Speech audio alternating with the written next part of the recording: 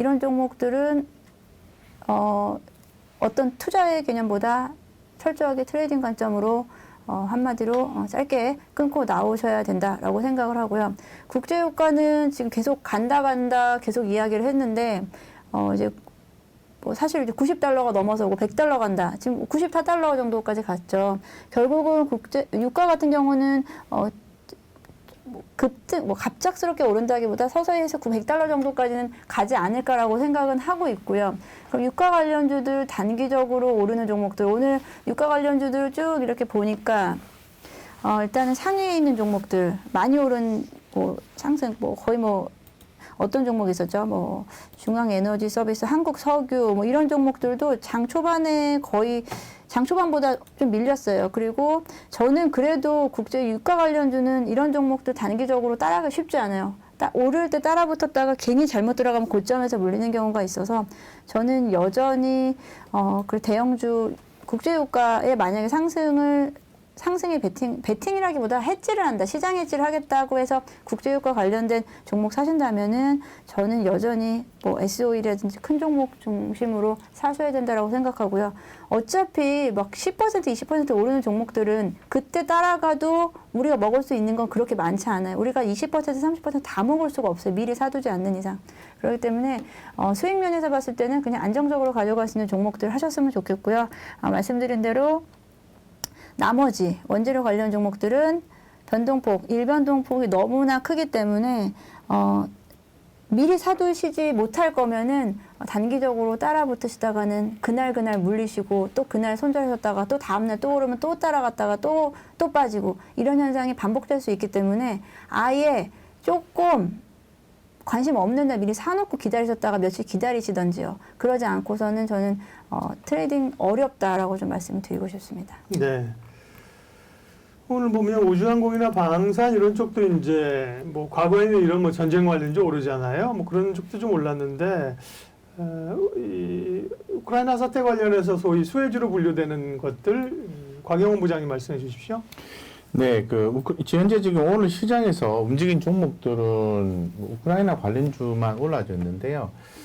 이제 제가 말씀을 드리고 싶은 거는 아마도 좀 답답하시니까 우크라이나 관련된 주들에서 아마 트레이딩으로 접근하신 분들이 굉장히 많이 있을 거다라고 개인적으로 생각을 합니다. 그렇기 때문에 이제 어떻게 대응을 하셔야 되는지 이를 좀 집중적으로 좀 말씀을 드리고 싶고요. 좀 분리해서 말씀을 드리면은 먼저 유가 상승 수혜주가 있을 것 같고, 그 다음에 도시가스 관련된, 천연가스 관련된 종목이 있을 것 같고요. 그 다음에 사료, 배합사료, 첨가제 관련된 종목, 이런 부분이 있을 것 같습니다. 더불어서 방위산업과 관련된 종목이 있겠죠. 종목들 하나씩 보면서 좀 체크를 좀 해보도록 하겠습니다. 자, 먼저 중앙에너비스입니다. 중앙에너비스 같은 경우에 하나의 좀 사례가 될 수 있을 것 같은데, 여기 보시면은 이렇게 전고점을 좀 강하게 또 돌파를 하면서 주가가 움직이는 모습이 좀 포착이 되고 있어요. 그래서 이거를 하나의 어떤 중심으로 보시고요. 한국 석유라든가, 그죠? 한국 석유도 그런 관점에서 접근을 하셔야 되고요. 그리고, 극동유화 같은 게 좀 약하네요. 약하고, 그 다음에 흥구석유, 이런 종목들도, 보시는데, 현재로서는 트레이딩 관점 유효합니다. 트레이딩 관점 유효하고 하기 때문에, 트레이딩 좋아하시는 분들은 접근을 하시고요.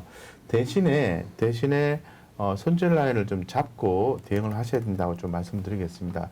그 다음에 천연가스 관련된 종목을 좀 보셔야 되는데, GSE 이런 종목들 강하게 움직이고 있잖아요. 그래서 정고점을 좀 강하게 거래량 수반하면서 뚫어주는 모습이기 때문에 이런 것들도 내일 아침에 거래량이 수반이 되는지를 좀 확인을 해서 대응을 하시면 좋겠다 이렇게 좀 말씀을 드리고 관심권에 넣고 대응하자라고 말씀드리겠습니다. 대성에너지 같은 경우에도 우리가 관심을 가져볼 만해요. 그동안 이제 박스권 상단을 강하게 돌파하면서 대성에너지가 거래량이 이렇게 수반되면서 강하게 주가를 상단으로 이제 치고 가고 있는 모습입니다. 그래서 내일 아침에 좀 눌러줄지 아니면은 내일 아침에 매수 기회를 줄지는 모르겠지만은 뭐 대성에너지, GS 이런 종목들도 함께 좀 보시면 좋을 것 같고요. 그 다음에 우리가 이제 사료 관련된 종목들을 당연히 보셔야 되겠죠. 오늘은 좀 약했습니다. 미래생명자원 지난번에도 한번 제가 우리 그 라이브 쇼에서도 한번 말씀을 드린 적이 있었는데.